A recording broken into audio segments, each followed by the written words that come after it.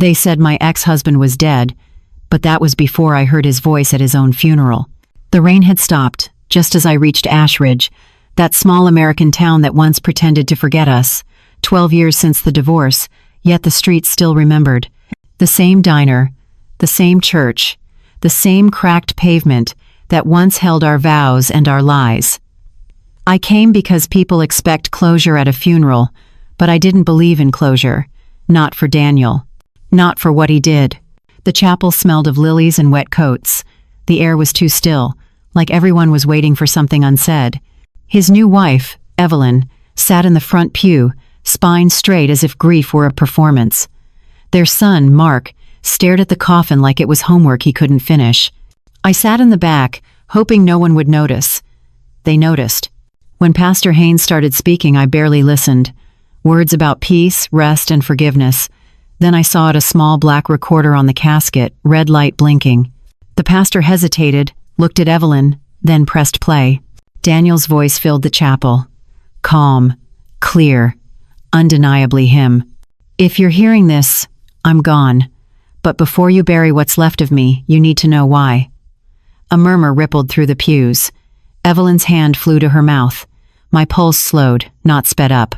I had expected guilt, not curiosity. His message wasn't for everyone. Halfway through, he said my name. Claire, you think you knew the truth. You didn't.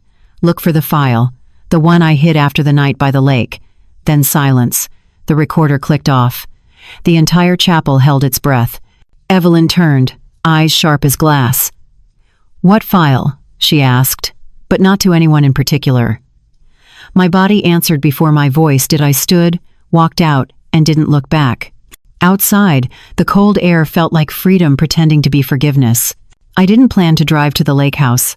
I just did. Some places you think you've erased are only sleeping. The key was still under the broken stone step. Inside, everything smelled like the past. I opened drawers with hands that didn't shake, though they should have. Then I found it taped under the desk, a flash drive and a letter addressed to me. To the one who left too soon. The letter was short. Claire, they're watching. I took the blame for something bigger. Protect the boy. Don't trust Evelyn. Don't trust the police. Find what's missing from the donations. Follow the names. No signature. Just the mark he used to make when nervous, a small cross beside his name. For a moment, I thought I heard footsteps on the porch, but when I turned, it was only wind pressing against the door. I sat there in the dark, holding the drive. The world outside looked normal, like nothing had shifted. But I knew better.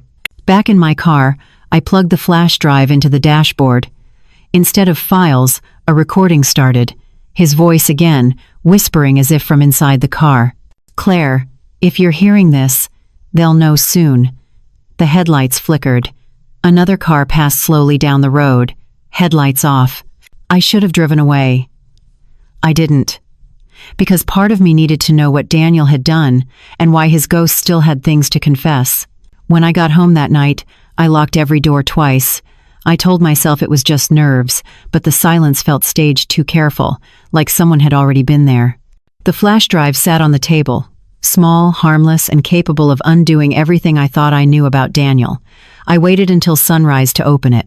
Inside were 3 folders: charity reports, witness A, and confession. The last one was password, protected. The first 2 were spreadsheets, hundreds of donations from a medical fund Daniel managed. But the numbers didn't match. Millions were missing. The last entries were made the day before he died.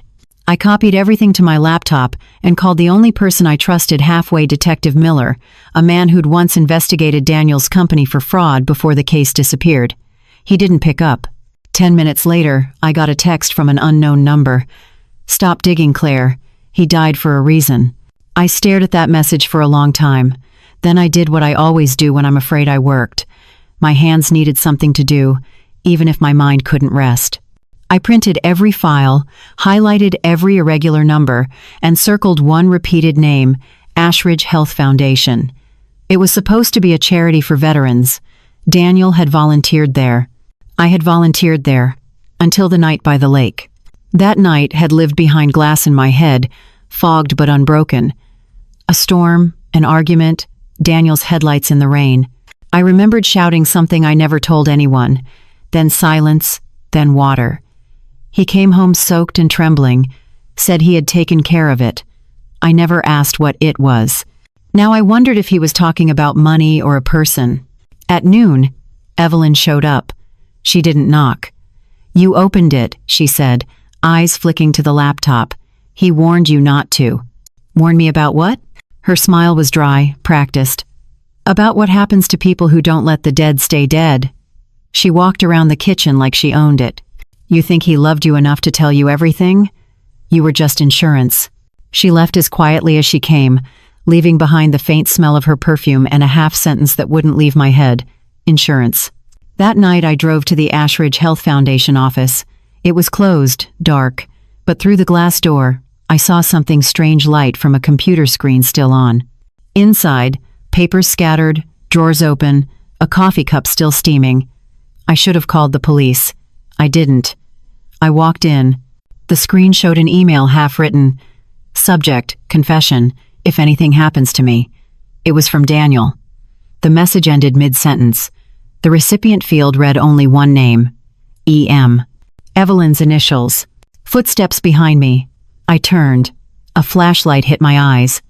"You shouldn't be here," a voice said Detective Miller, but his badge was gone, and his tone wasn't friendly. "You need to hand over whatever you found." I lied. Said I didn't have it. He didn't believe me. "Claire, listen," he said, lowering the light. "Daniel wasn't who you thought, and Evelyn isn't who she says. They were both working for someone else." "Who?" He hesitated. "The same people who don't want that drive found." Before I could ask more, glass shattered somewhere behind us. He shoved me down, told me to run. I did. When I turned back, the office was dark again and Miller was gone. By the time I reached home, my laptop was missing. Only the flash drive remained, sitting neatly on the kitchen table with a single note beside it. "You forgot this." That's when I realized the confession folder had unlocked itself. No password needed. I opened it, breath held. Only one file inside an audio clip. Daniel's voice, again. "Claire, if they're listening, tell them I didn't take the money. I took the blame. It was her. It was always her." Outside, a car engine started. I turned off the lights, sat in the dark, and listened to my ex-husband's ghost accuse the woman who'd replaced me. I didn't sleep that night. I couldn't. Every sound outside felt like it had a purpose. By morning, I packed a small bag, took the flash drive, and left town without telling anyone. But guilt travels faster than cars do. It sat in the passenger seat, whispering that maybe I was next. I drove to the edge of Ashridge County, to a cheap motel that smelled of disinfectant and rain. From there, I started digging online records, company filings, charity registries. Every road led back to Evelyn Monroe, not just Daniel's widow. She was listed as executive treasurer of the same foundation where the missing funds vanished. Her signature sat beside his on every page. I tried calling Miller again. No answer. The news that afternoon reported a car accident near the highway outside town. The photo showed a black sedan, twisted, unrecognizable. I recognized it anyway. It was Miller's. The reporter called it unrelated. My stomach turned cold. I played Daniel's audio again. It was her. It was always her. I remembered Evelyn's voice at the funeral, steady, calm, almost rehearsed. I remembered how she'd looked at me like she expected this day to come. That evening, I went back to the lake house. The police had already been there. The door was open, lights on, but the desk was still in place, and under it, a hidden floorboard. Beneath it, another envelope, this one with Evelyn's name scrawled on it in Daniel's handwriting. Inside, a single photograph of a child, maybe 5 years old, blonde, laughing. On the back, one sentence, "Keep him away from them." Them, the word that had followed me since the funeral. I didn't know who they were, but every instinct told me Evelyn did. I drove straight to her house. She didn't seem surprised to see me. "He told you, didn't he?" she said before I could speak. "About the money? The foundation?" She shook her head slowly. "No, about the child." I froze. "Whose child?" Her lips parted, but the answer was slower than her tears. "Yours." The world tilted. That's impossible. He never told you because he thought you'd run again. He thought he could fix it first. The money wasn't stolen, Claire. It was used to hide him. I wanted to laugh, but the sound wouldn't come. You expect me to believe that Daniel hid a child for my sake? She stepped closer. Not for your sake, for his, for all of ours. She led me into her study. On the desk, more photos. The same child, older now, with different hair, different names on school forms. I saw Daniel's eyes in the boy's face. He's with people who can keep him safe, she said. That's why Daniel did what he did. The room felt airless. Safe from who? I asked. Her voice dropped to a whisper. From the Foundation. It isn't charity, Claire. It's a cover. They buy silence, they bury evidence, and Daniel tried to expose them. I stared at her. Then why did he name you? She smiled, small and bitter. Because he knew I'd find you. And because if they came for me, they'd go through you first. Something shifted outside, tires crunching on gravel. She looked past me, panic flickering across her face. You have to leave. Now. Evelyn, what's happening? They found us. Before I could move, headlights flooded the window. A knock. Then another, louder. Evelyn pushed a small key into my hand. Storage Unit 11B, Ashridge Industrial. That's where you'll find the truth. The door splintered behind us. Voices shouted. Evelyn turned toward the sound, and I ran through the back door down the hill into the night. When I looked back, her house was burning. I didn't stop driving until sunrise. The key dug into my palm, and Daniel's last words replayed in my head. They'll know soon. He was right. They already did. By dawn, I was parked behind the Ashridge Industrial Complex, a forgotten cluster of rusted doors and security cameras that hadn't worked in years. Unit 11B sat at the far end, half buried under ivy and dust. The key Evelyn gave me slid in too easily, like the lock had been opened before. Inside was a single metal shelf. On it, an old safe, a typewriter, and a cardboard box labeled Donor Files. The air smelled like paper and time. I opened the box first. Dozens of forms, each marked with a different donor name and the same recipient signature, Evelyn Monroe. Some had Daniel's initials, some didn't. But one thing was constant: large sums of money funneled to fake rehabilitation centers across 3 states. Under the last folder, a flash of color, another photograph. The same child, maybe 7 this time, standing beside a woman I didn't know. I turned it over. If something happens to us, tell him the truth. No signature. I turned to the safe. No combination written anywhere. But Daniel was predictable. He liked patterns. Birthdays, anniversaries, the small illusions of permanence. I tried the date we met. Nothing. The day of the divorce. Nothing. Then his son's birthday marks. A click. Inside, a single cassette tape and a folded note. I didn't need to read the handwriting to know it was his. Play this where it all began. Where it began was the lake. The drive there felt longer than it was. The same trees, same curve of the road, but everything heavier now. I parked where the water first became visible through the trees. I still remembered the night we fought there, the sound of rain hitting metal, his voice breaking as he said, "You don't understand who they are." I hadn't then. I sat on the dock, inserted the tape into a small player I'd brought, pressed play. His voice again, rougher, more desperate. "If you're hearing this, Claire, it means they made it look like an accident. The money wasn't stolen, it was rerouted. They used veterans' names, dead ones, to launder the funds.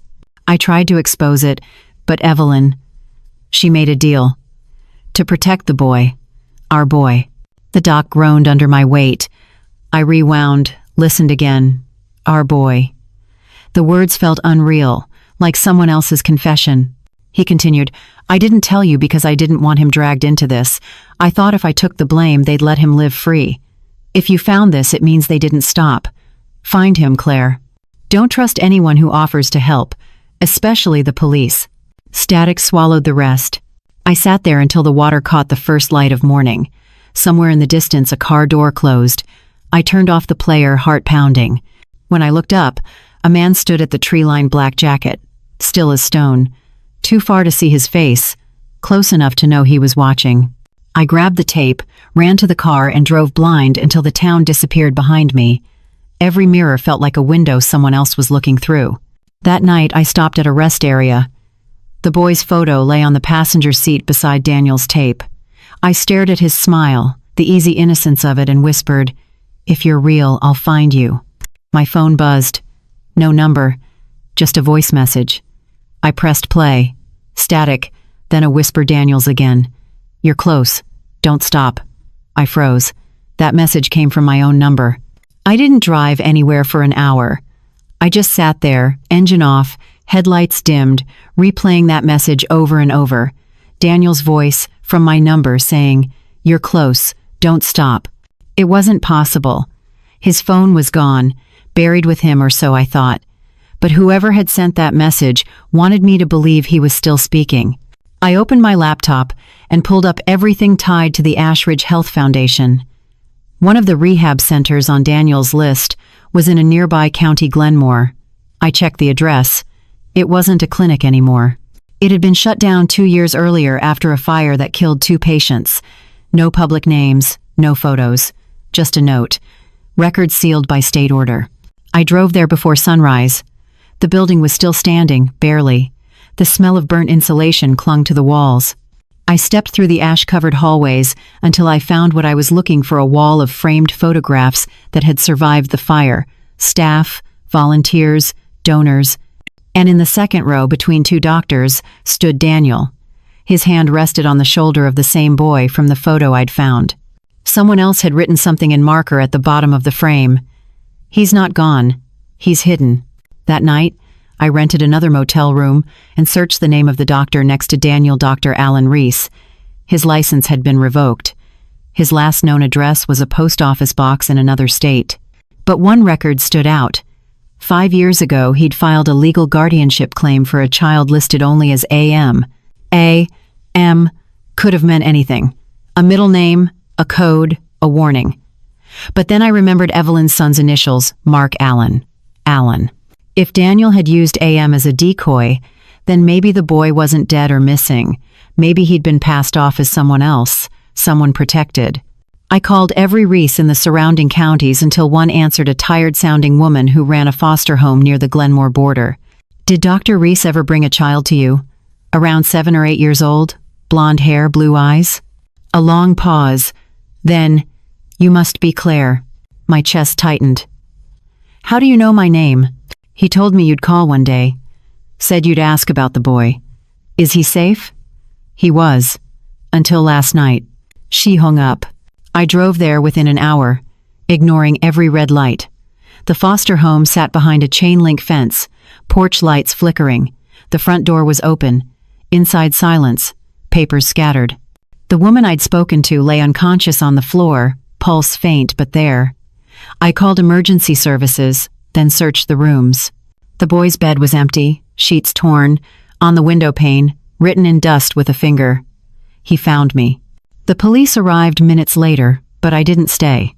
One of the officers was the same man I'd seen at the tree line near the lake. Same build, same dark jacket. I backed away before he saw me, got in my car, and drove until my hands shook. At a gas station on the edge of town, I found an envelope taped to my windshield. Inside was a photo me, sitting in my car that morning, holding Daniel's tape. Written across the bottom, "Stop looking, or he disappears for good." I knew then that whoever had the boy was watching every move I made. And I also knew something worse. The only person who might have known where to look next was gone. Evelyn. But fire doesn't always mean death. Not in Ashridge. The news said Evelyn Monroe died in the fire. I didn't believe it.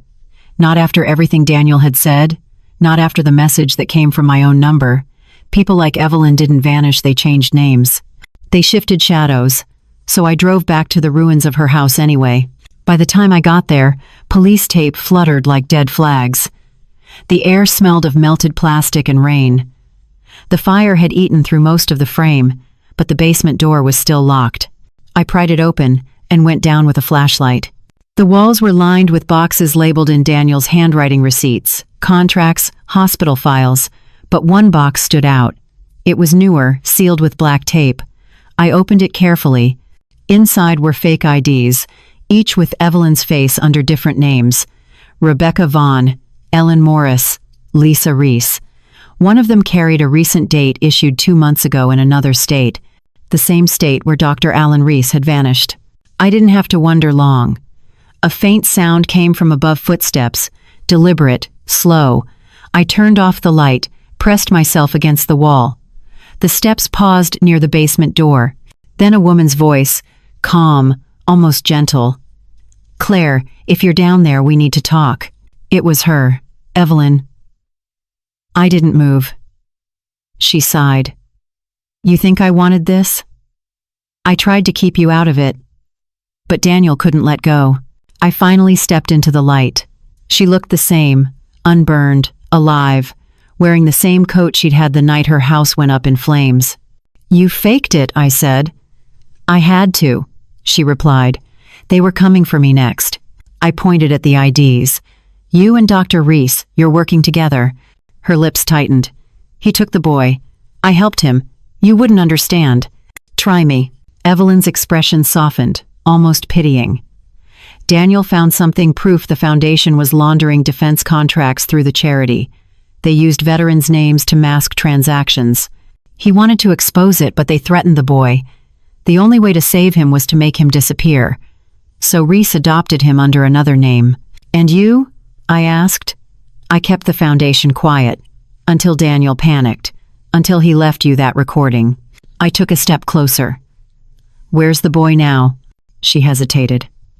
"Safe, but not for long. They traced the last file upload. They know it came from your IP address." Something inside me broke: fear, anger, maybe both. "Then help me find him before they do." Evelyn's eyes flicked toward the stairs. "We don't have much time. There's a cabin in Norfield Woods. That's where Reese took him.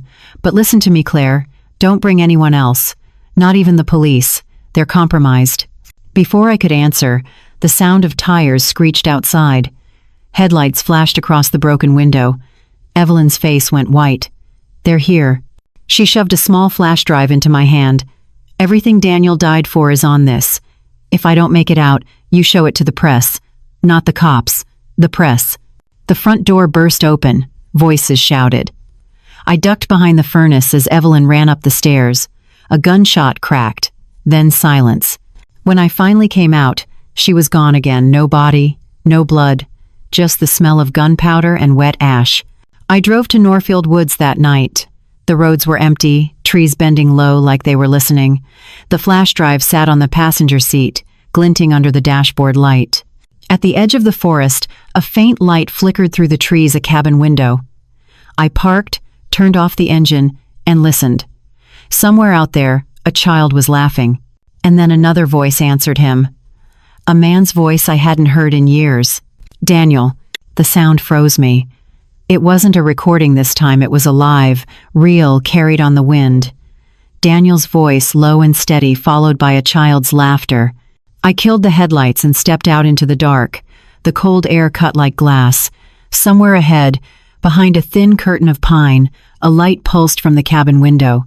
Each step crunched through wet leaves, every breath a betrayal. I reached the porch and waited, hand on the doorframe, listening.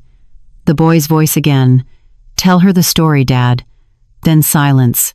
I pushed the door open. Inside, the fireplace burned low. A kettle steamed on the stove.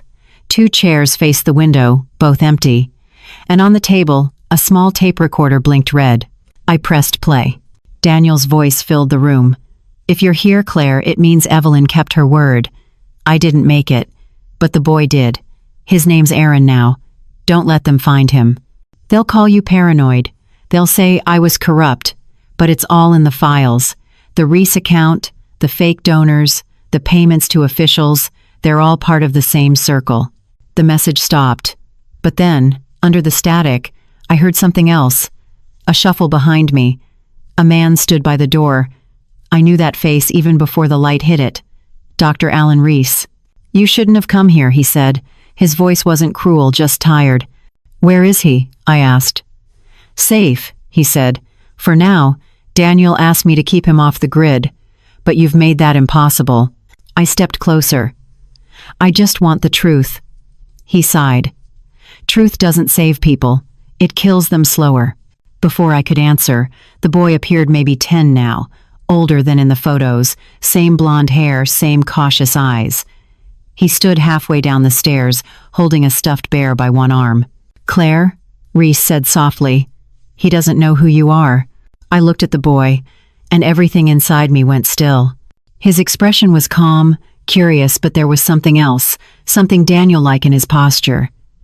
"Do you know who your father was?" I asked. He nodded. "He said you'd come for me."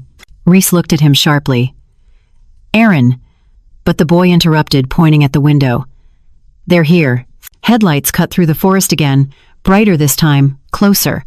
3 cars, doors slamming, voices shouting. Reese grabbed a duffel bag from the floor and pushed it toward me. "Take him through the back path. There's an old trail that leads to the river. Go now." "What about you?" He gave a thin smile. "Someone has to keep them busy." I took the boy's hand. He didn't resist.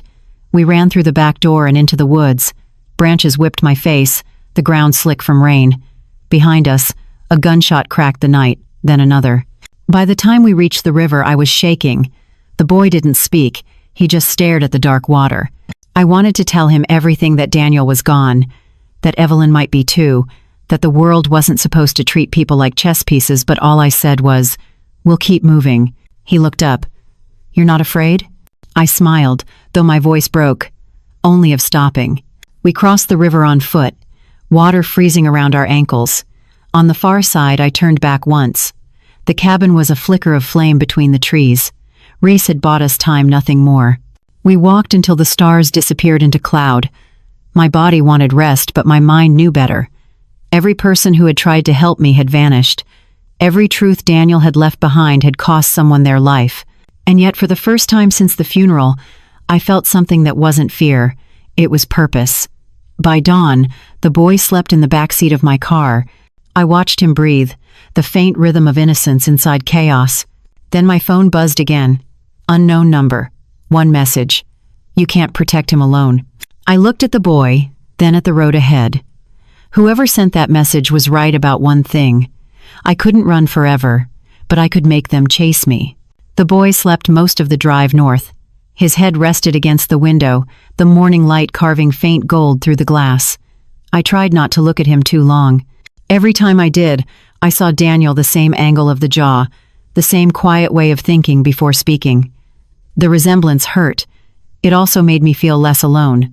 We reached a small town 3 hours away, the kind of place that forgets to exist between highways. I paid cash for a room above a diner and parked the car out back, where no cameras faced us. The boy didn't ask questions until we were inside. "Are you my mom?" he said. It was the one question I hadn't rehearsed. "No," I told him softly. "But your father and I, we used to care about each other. Very much." He nodded, like that was enough. Children accept simple truths adults can't. That night, I opened the duffel bag Reese had given me. Inside, bundles of cash, a burner phone, and a small folder marked Project Haven. The first page was a memo signed by a senator, someone still in office, approving veteran outreach programs that channeled funds into shell organizations. Every signature linked back to the foundation. Daniel hadn't been paranoid. He'd been right. For the first time, guilt turned to something heavier: responsibility. If I stayed silent now, all of this would die with me, and Daniel's voice would vanish for good. I spent the next 2 days calling every journalist Daniel had once mentioned, using the burner phone, leaving coded voicemails. No one responded. The third night, I got a call back. A woman's voice. Calm. Precise. "This is Nadia from the Ledger. Who is this?" "My name doesn't matter. I have evidence on the Ashridge Health Foundation. Laundered contracts, falsified donors, federal involvement." She was silent for a beat. Then, "Send proof." I used the motel Wi-Fi and sent a few documents from Reese's folder. 10 minutes later, she replied, "Meet me tomorrow, noon. Old rest stop off Route 12. I should have known better. The next morning, as we packed to leave, Aaron looked up at me. "Are we meeting someone?" "Yes, someone who can help us." "Help like the police?" "Better," I said, hoping it was true. The rest stop was empty when we arrived. A single vending machine buzzed near the bathrooms, and the air tasted like metal. I parked facing the exit, keeping the engine running. Noon came and went. Then, a black SUV pulled in. 2 men stepped out, no reporter, no press badge. One held a phone to his ear. I whispered to Aaron, "Stay down." One of the men tapped on my window. "Claire Winters?" The sound of my real name hit me harder than the gun pressed to the glass. "Get out," he said. I did, slow, hands raised. "Where's the boy?" I lied again. "Gone. You're too late." He smirked. "We'll see." He grabbed my phone, scrolled once, frowned. "She already sent them." The other man stepped closer. "Then she doesn't need to live." Before he could raise his weapon, the vending machine exploded, glass, sparks, chaos. I dropped, pulling Aaron from under the seat. Tires screeched behind us, a pickup truck slamming into the SUV. From the driver's seat, a figure leaned out and shouted, "Get in." It was Evelyn. We sped off down the highway, bullets chasing us like mosquitoes in the Sunday. She drove like she'd done it before. I clung to the dashboard, trying to believe what I was seeing. "You're alive," I said. She grinned without humor. "You sound disappointed." Aaron sat silently in the back, gripping his bear. Evelyn didn't look at him once. "You sent the files to a journalist?" she asked. "Yes." "Good. That means they'll come after me instead of him." "Why you?" "Because I helped build it," she said quietly. "And because Daniel wasn't supposed to die. I was." The road curved into rain. The wipers beat like a clock counting down. When we reached the bridge outside Norfield, she pulled over. "You take him from here. There's a safe address in the glove box. They won't expect you to go that far north." "What about you?" She looked out at the water. "Someone has to hold their attention." She pressed something into my palm, a flash drive identical to Daniel's. "This one has their names. All of them." Then she smiled the way dying people do, half relief, half surrender. "Tell him I tried." Before I could stop her, she stepped out into the rain and walked back toward the road. Headlights appeared behind us. I didn't wait to see what happened next. I drove. Fast. Through water, through guilt, through every lie that had led me here. When the radio came alive minutes later, a voice broke through static. Nadia's. "Claire, we got your files. They're real, but you're not safe. They know who you are." I looked at Aaron asleep in the seat beside me. His breathing was steady, untroubled. And for the first time, I whispered what I hadn't dared say aloud since Daniel's funeral. Neither of us ever really left the dead behind. The rain kept falling. The truth was awake now, and it wasn't going back to sleep. By morning, the rain had washed away the night's tracks, but not the fear. The highway was empty, just me, the boy, and the hum of tires eating miles of gray asphalt. I didn't know where we were headed, only that north felt like safety. Daniel used to say, "When you don't know where to go where no one expects you." We reached the state line by noon. I found a diner with fogged windows and ordered pancakes for Aaron. He smiled for the first time in days. "You don't have to worry so much," he said, cutting them neatly. "Dad said you'd take care of me." The fork slipped from my hand. "He said that?" "Yeah. He said you were brave but sad." I almost laughed. That sounds like him. While he ate, I watched the news on the diner TV. A breaking story scrolled across the bottom. Federal investigation launched into Ashridge Health Foundation. The journalist's name flashed next: Nadia Reyes. She had done it. The files were out. They had names, dates, numbers, senators, CEOs, defense contractors. Daniel's voice had finally broken through the noise. But the victory felt cold. Every name on that list meant someone would start running or dying to cover their tracks. Back in the car, I called Nadia using the burner phone. She answered instantly. "Claire?" "Yes." "They're panicking. Half the board resigned overnight. But listen, your name's out. They leaked it. You're officially a suspect in Daniel's death." I felt the ground tilt. "They're still rewriting the story." "Of course they are. You gave them the truth. That's the one thing they can't afford." "Where do I go now?" She hesitated. "Don't go anywhere public. And Claire, if you still have that second drive, guard it with your life. The documents we published are enough to burn them, but that one? That's extinction level." I looked at Aaron in the mirror. He was drawing on the fogged window, circles and lines that looked like constellations. "I'll keep it safe," I said, and hung up. For a while, we just drove through silence. Then, Aaron said quietly, "She didn't make it, did she? The lady who helped us."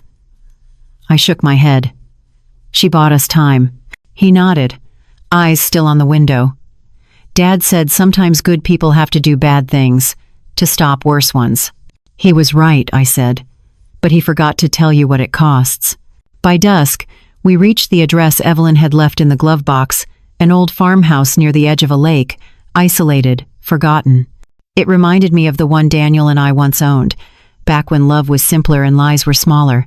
Inside, the house smelled of cedar and dust. A single lamp flickered in the living room.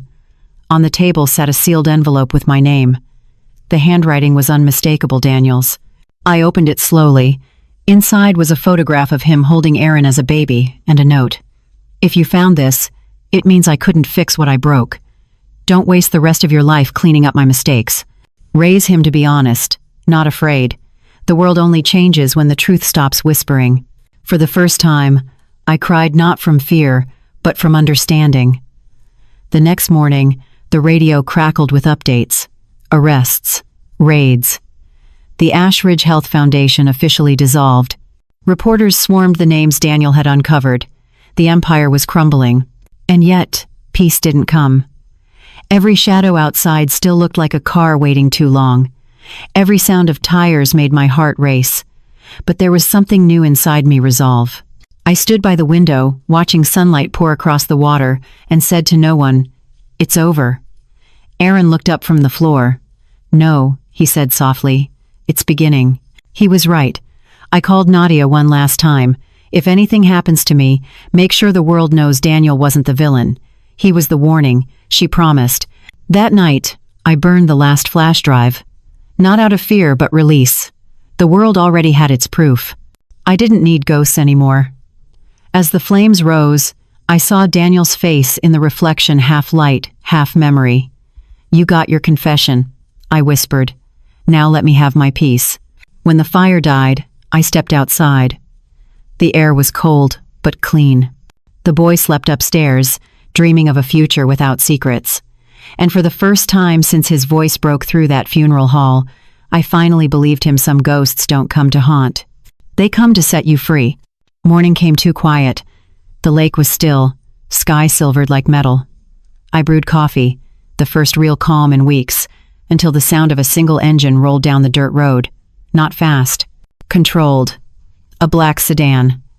My peace shattered before the cup reached my lips. Aaron was still upstairs. I motioned him to stay silent, drew the curtain just enough to see.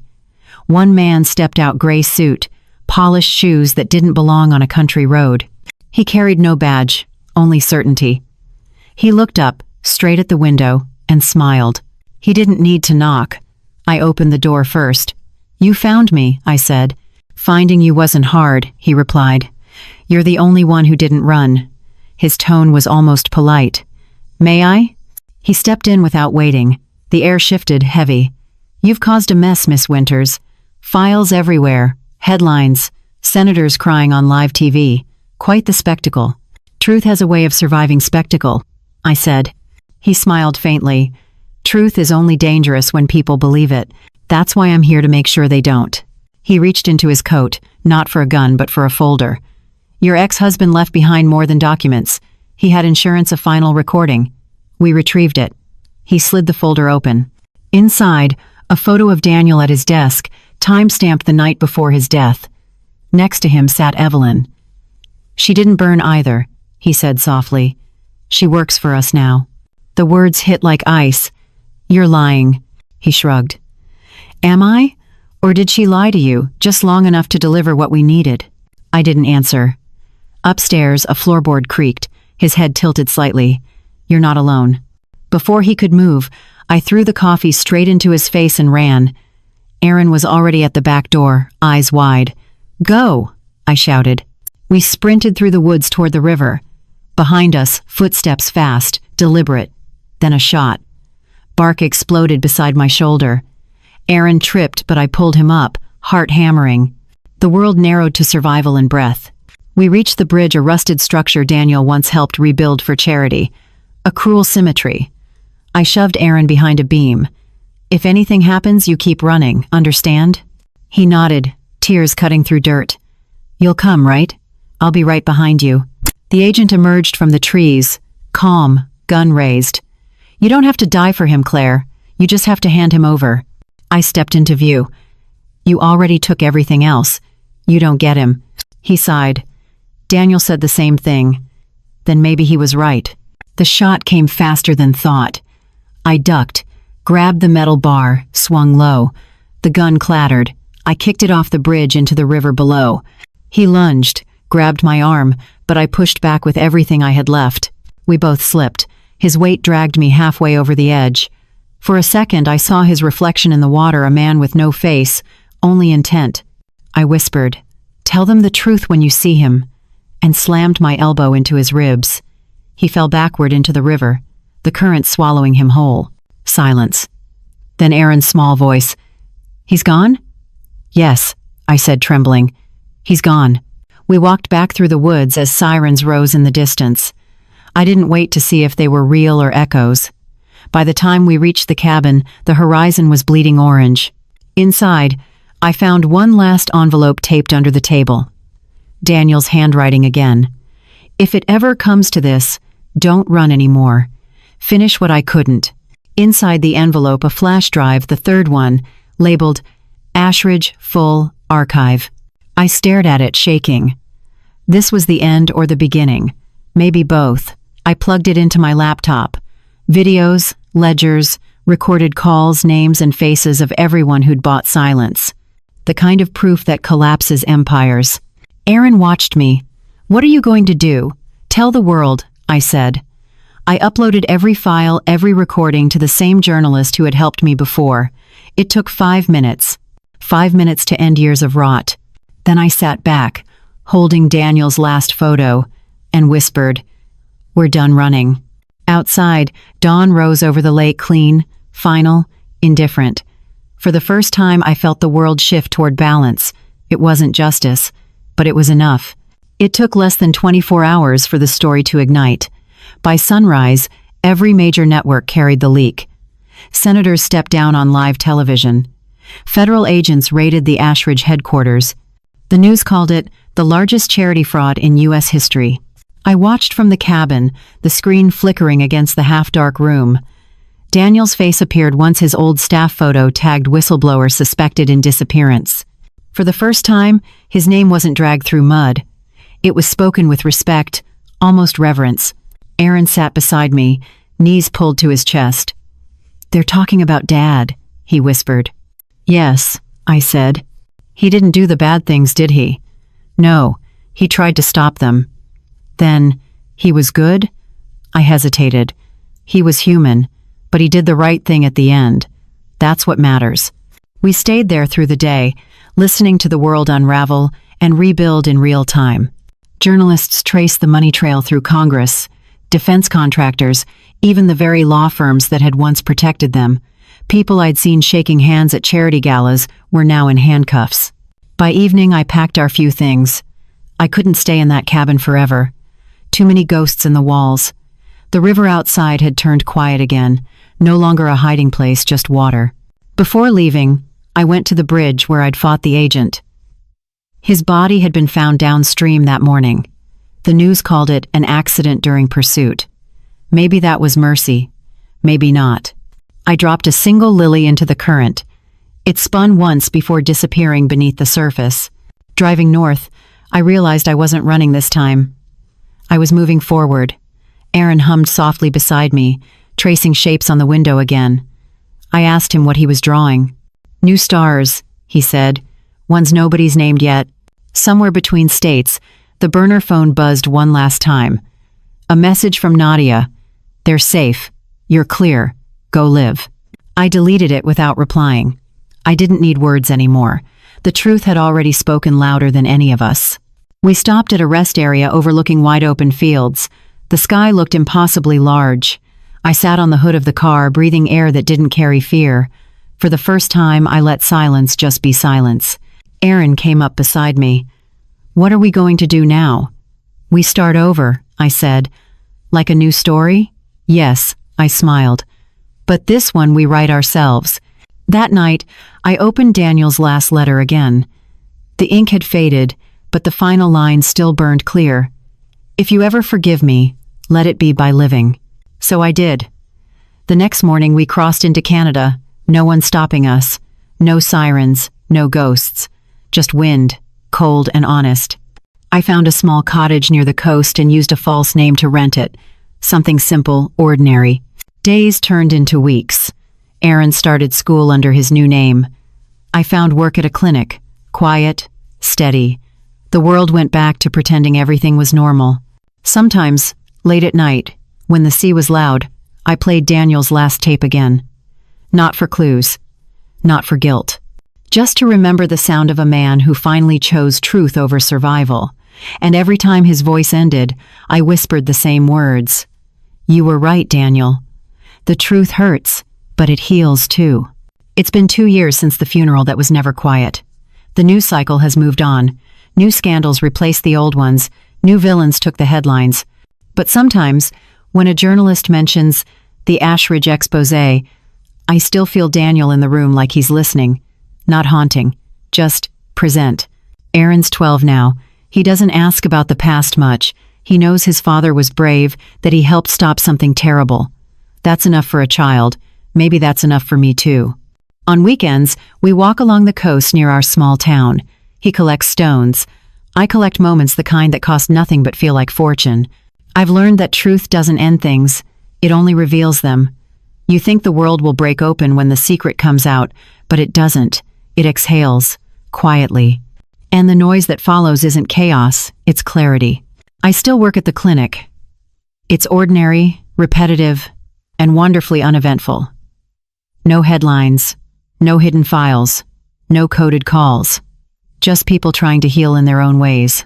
Sometimes, I look at their faces and wonder which of them is carrying a secret, which of them is trying to tell one. Last month, I received a small package with no return address. Inside was a flash drive, clean, empty, and a note written in handwriting I didn't recognize. "You kept your promise, now live." I didn't need to know who sent it. Some things are better left untraced. That night, I finally went through Daniel's old letters one last time. Most were unreadable, water-damaged, but one line from his final note stayed clear. Some ghosts return not to haunt, but to confess. For a long time, I thought he meant guilt. Now I understand he meant freedom, the kind that comes when you stop running from what hurt you. His confession wasn't to me, it was to the world. And in telling it, he gave both of us back our lives. Aaron's asleep upstairs now, his window open to the sound of the sea. I sit at my desk, writing these words not for him, not even for Daniel, but for whoever finds this story next. Because every life, no matter how tangled, deserves a moment of stillness where the truth can breathe. If you've listened this far, thank you. You've walked with me through loss, through fear, through fire and forgiveness. Maybe you see pieces of yourself here, the part that's been betrayed, or the part still waiting for a voice to speak from the silence. Be kind to yourselves. The truth hurts, but it heals too. And if you're still here with me, type 1 in the comments so I'll know you heard me.